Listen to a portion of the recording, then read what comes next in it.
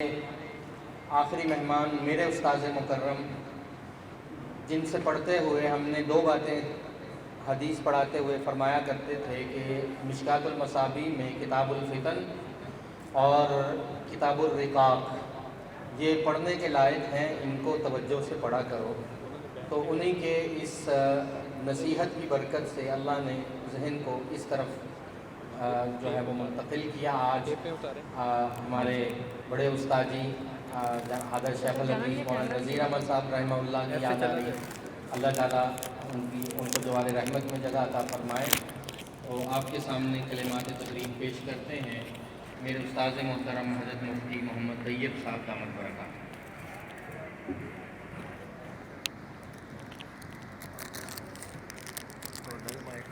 یہ آپ نے کرنا بیٹا، نہیں آپ بیٹھ۔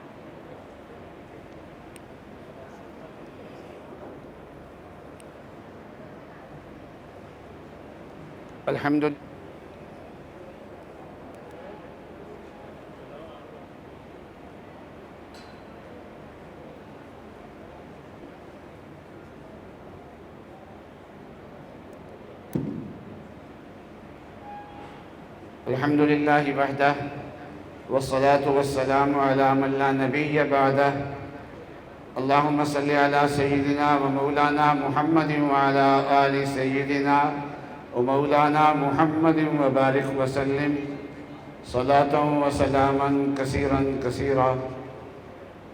أما بعد، فأعوذ بالله من الشيطان الرجيم. بسم الله الرحمن الرحيم. واتقوا فتنة لا تصيبن الذين ظلموا منكم خاصة واعلموا أن الله شديد العقاب. صدق الله العظيم وصدق رسوله النبي الكريم. حضرات علماء کرام، مشائخ اعظام، معزز حاضرین، آج کی یہ تقریب جن کتابوں کی تعارف کے لیے منعقد کی گئی ہے وہ کتابیں اپنے موضوع کے اعتبار سے بہت اہم ہیں اور حسن ترتیب کے اعتبار سے بہت شاندار ہیں۔ طباعت ان کی بہت اچھی ہے اور ان کا مطالعہ کیا جائے۔ جو ایک کتاب ہے بڑی کتاب الملاحم، یہ تو پرانے مصنف کی کتاب ہے اور انہی کی ترتیب ہے، لیکن بقیہ جو دو کتابیں ہیں 40 حدیثوں پہ اور دوسری ایک اور کتاب ہے، یہ ترتیب ہے مصنف کی اپنی اور شاندار ترتیب ہے، اور اس موضوع پہ جو آدمی مطالعہ کرنا چاہے اس کے لیے یہ بہت آسان ہے اور بڑی اچھی رہنمائی کرنے والی ترتیب ہے۔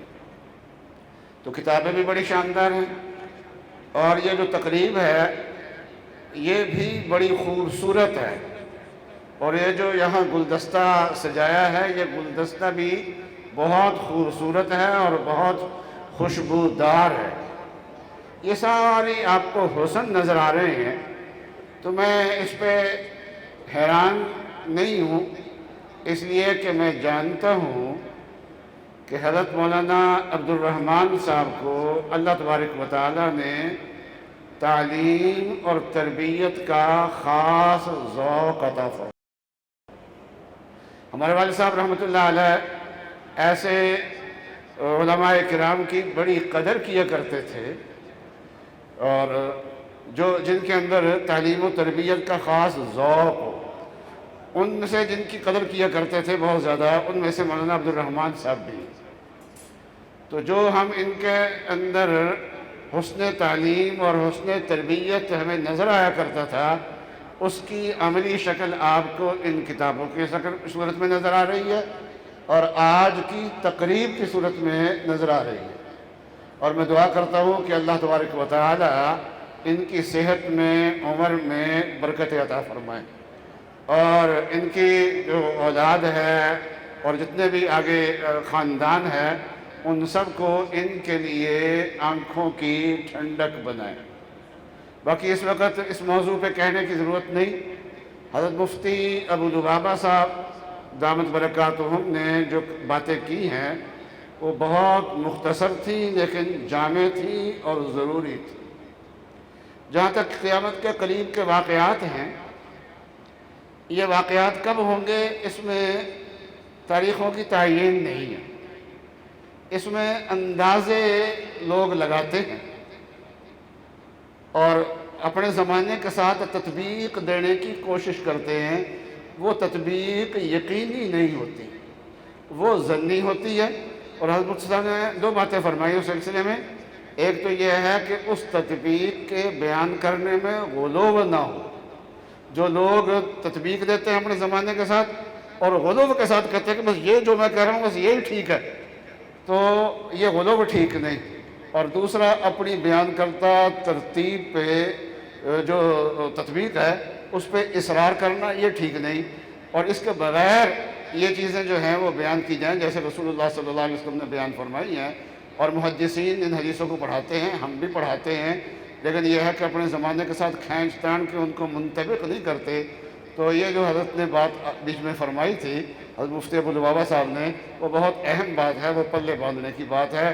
ان کتابوں سے آپ استفادہ بھی کریں، اور ہم میں سے بیشتر ساتھی ایسے ہیں جو اپنی جیب سے خرید کے اپنے دوستوں کو تحفے میں دے سکتے ہیں، اور انشاءاللہ جو چیز نافع ہوتی ہے وہ چلتی ہے، اور انشاءاللہ یہ کتابیں اتنی چلیں گی کہ ان کو پورا ڈیمانڈ پوری کرنی ان کے لیے مشکل ہو جائے گی۔ اللہ تبارک و تعالیٰ ان کی محنت کو قبول فرمائے۔ وآخر دعوانا ان الحمدللہ رب العالمین۔